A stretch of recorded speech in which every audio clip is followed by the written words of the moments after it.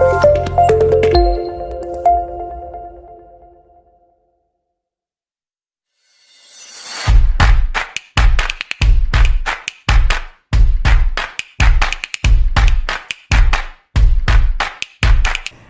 shalom, soyez bénis en ce jour, que la grâce, la paix de Dieu soit multipliée dans vos vies. Bienvenue à Vie Glorieuse. Et aujourd'hui, nous allons voir l'évangélisation par témoignage. Et aujourd'hui, tu vas prendre avec moi Jean 9, le verset 1. La Bible déclare que Jésus vit en passant un homme aveugle de naissance. Ses disciples lui posaient cette question: Maître, qui a péché, cet homme ou ses parents, pour qu'il soit né aveugle? Jésus répondit: ce n'est pas que lui ou ses parents aient péché, mais c'est afin que les œuvres de Dieu soient révélées en lui. Il faut que je fasse, tant qu'il fait jour, les œuvres de celui qui m'a envoyé. La nuit vient où personne ne peut travailler.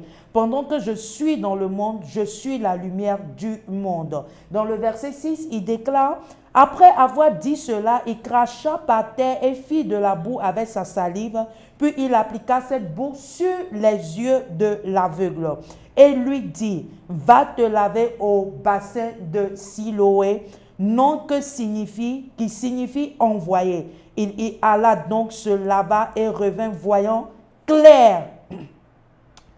Et revint qui quoi? Voyant clair. Et la Bible dit: ses voisins et ceux qui l'avaient vu mendier auparavant disaient: n'est-ce pas celui qui se tenait assis et qui mendiait? Dans le verset 9, il dit: les uns disaient c'est lui, d'autres disaient non, mais il lui ressemble. Mais la Bible déclare que mais lui affirmait: c'est bien moi.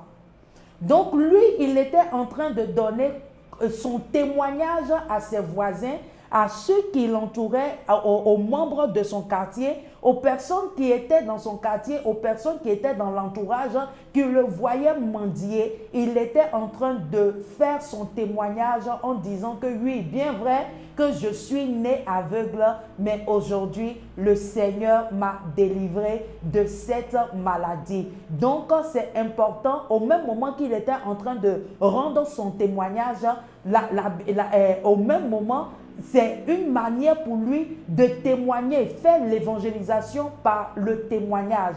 Il était en train de montrer la grandeur de Dieu. Il était en train de montrer comment le Seigneur est. Il était en train de montrer la grandeur de l'Éternel. Et il a montré aux yeux de ses voisins, de tous ceux-là même qui étaient autour de lui, que réellement Jésus-Christ était le Seigneur. Et la Bible dit dans le verset 10, il lui dit donc: comment donc tes yeux ont-ils été ouverts? Il répondit: l'homme qu'on appelle Jésus a fait de la boue, l'a appliqué sur mes yeux et m'a dit: va au bassin des Siloé et lave-toi. Je suis donc allé, je me suis lavé et j'ai pu voir. Il lui dit: où est donc cet homme? Donc c'est important. Et il dit ici: où est donc cet homme? Il répondit: je ne sais pas, parce que Jésus-Christ était déjà parti. Mais ici, il dit: où est donc cet homme? Donc toi qui es là en ce jour, tu es en train de me suivre. Peut-être Dieu t'a guéri d'une maladie. Peut-être Dieu, tu as prié. Tu as prié, tu as jeûné, ou bien même si tu n'as pas prié, tu n'as pas jeûné, et le Seigneur a intervenu dans ta vie. Donc, il est important que tu puisses faire ce témoignage-là à la gloire de notre Seigneur Jésus, afin qu'une multitude aussi puisse venir au Seigneur. Peut-être tu es là, peut-être tu étais une personne qui volait beaucoup, peut-être tu mentais beaucoup, ou bien tu pratiquais, tu braquais, ou bien par exemple tu étais une personne récalcitrant, peut-être tu étais une personne qui avait un problème de colère, peut-être tu avais un problème sentimental ou bien émotionnel, tu avais des problèmes d'amertume, tu avais des problèmes sur toi-même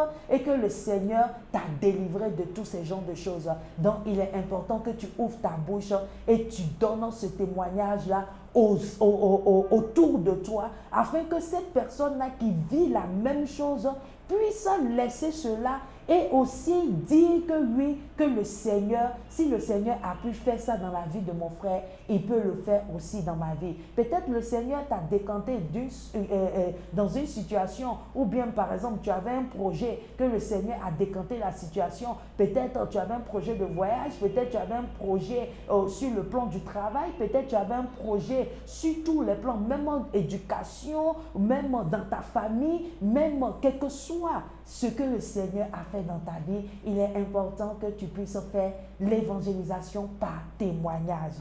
Ça aussi, ça attire les personnes. Ça attire les personnes et ces personnes vont vouloir connaître ton Dieu parce qu'il est le même Dieu hier, aujourd'hui et éternellement. La Bible dit dans 1 Jean 1, le verset 3, la Bible dit, oui, ce que nous avons vu et entendu, nous vous l'annonçons à vous aussi, afin que vous aussi, vous soyez en communion avec nous. Ce que nous avons vu, ce que nous avons entendu, ce que nous avons expérimenté, il est important qu'on puisse aussi vous communiquer cela afin que vous aussi, vous vous joignez à nous pour qu'on puisse élever la voix et dire Seigneur merci et aussi proclamer. Et c'est en cela aussi que tu vas envoyer au fur et à mesure que tu donnes ton témoignage, l'autre aussi donne son témoignage.